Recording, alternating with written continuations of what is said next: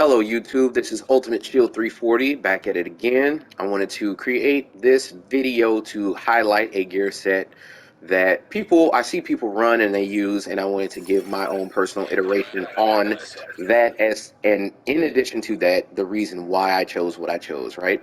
So in this build you will see this is the Future Initiative gear set, otherwise known as the Healer kind of gear set, right? So you have the two-piece, which is 30% repair skills, three-piece, 15% skill haste, 30% skill duration, and the four-piece you get ground control, which increases you and your allies' total weapon and skill damage by 15% when at full armor. When you repair an ally, you and all allies within 5 meters of you are also repaired for 60% of the amount.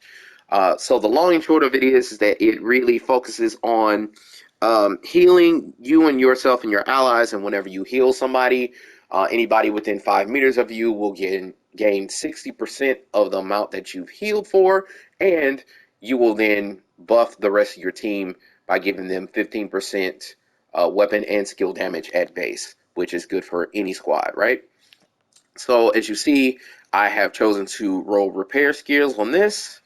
I have chosen to keep the chest, which, if you did not know what it did, it increases ground control's damage bonus from 15% to 25%, which means that I am now buffing the weapon and skill damage of my teammates. Instead of by 15%, I'm increasing their weapon and skill damage bonus to 25%, so an even bigger bonus for my teammates anytime I heal them.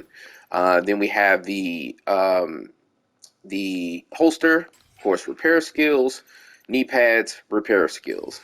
So the next two items I wanted to bring to your attention was the gloves, which is the BTSU gloves. Now this isn't something that's mind-blowing. I see a lot of people usually use this, and I will agree that this is probably a very good item to go ahead and use if you know how to use it.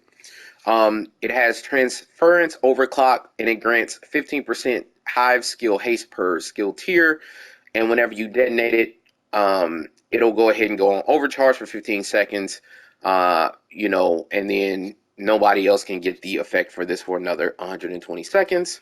And we'll come back to this. But then we have the repair skills out summit with repair skills and skill haste rolled as an attribute with safeguard as the talent. Now, you may be wondering, why am I choosing safeguard? Well, at full armor, you get an increased, it increases the total skill repair by 100%. So whenever I am at full health, it increases my repair skill by 100%.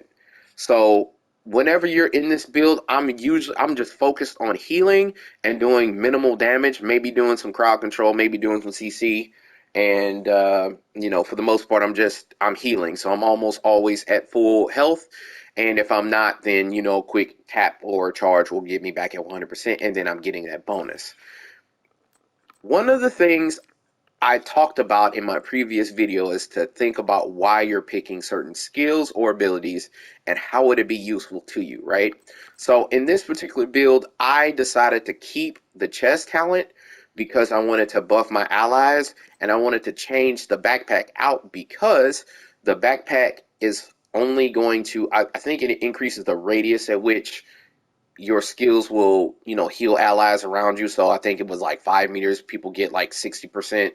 And I want to say it might be an increased range. But I decided I wanted to swap that out because I wanted to get greater benefits to the heals, because all I'm doing is focusing on healing and, maybe providing crowd control on occasion for my teammates. Of special notice, you'll notice here that I have the mechanical animal, which is the named item for the assault rifle, and it has future perfection. Weapon kills grant 1%, plus 1 skill tier for 19 seconds, stacks up to 3 times.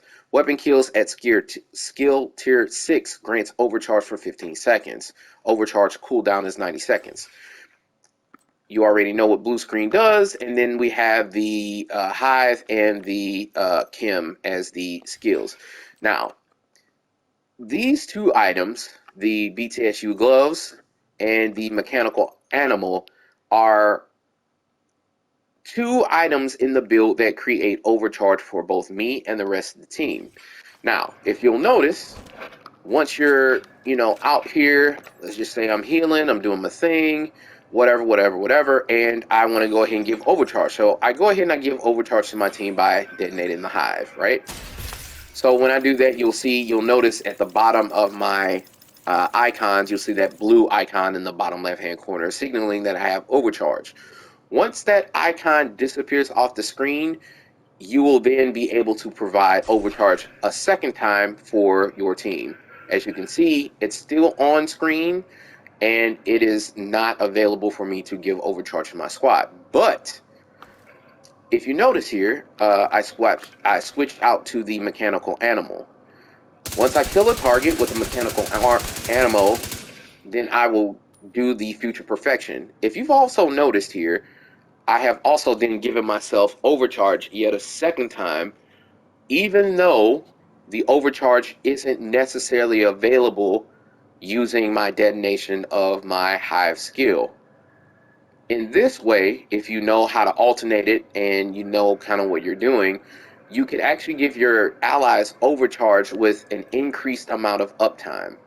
So as of right now, neither I cannot give overcharge to my allies, neither through my mechanical animal talent nor my hive skill or overcharging it. But that's why I go ahead and I talk to people about thinking about why you're doing what you're doing and putting it into your build. Now, I'm probably not the first person who has noticed this or learned this, but I have also learned and noticed that if I ever see anybody running a healer build, especially with future, not future perfection, but future initiative, I don't really see people running these two items together, the BTSU gloves and, some weapon talent that gives you the future perfection. Um, and I wanted to bring that to your attention just so that you have that option and, you don't have to use it by any means, but, just something to think about whenever you're creating your build. How can I make this build good at what it does? And once you get it to that level, is there any way that I can push it a little bit further than that? And that's the entire reason of why I ask people, why are you adding this to your build? What are you doing? And is there a way to improve on the build? And I think that if you start to ask yourself those questions and you start to really look at, the talents and the skills, I think you can actually create something that's wonderful for both you, your playstyle, as well as the other people who are, in your teammates. So, just wanted to go ahead and share that with you all. Something to think about. That's Ultimate Shield 340 signing off, and I guess I'll just see you in the Dark Zone. Peace.